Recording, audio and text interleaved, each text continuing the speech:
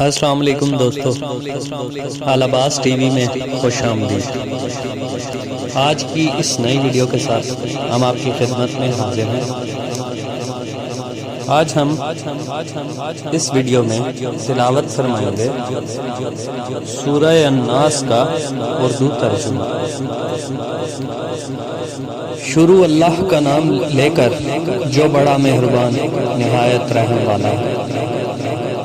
کہو کہ میں لوگوں کے پروردگار کی پناہ مانگتا ہوں، یعنی لوگوں کے حقیقی بادشاہ کی، لوگوں کے معبود برحق کی۔ شیطان وسوسہ انداز کی برائی سے جو خدا کا نام سن کر پیچھے ہٹ جاتا ہے، جو لوگوں کے دلوں میں وسوسے ڈالتا ہے، وہ جنات میں سے ہو یا انسانوں میں سے۔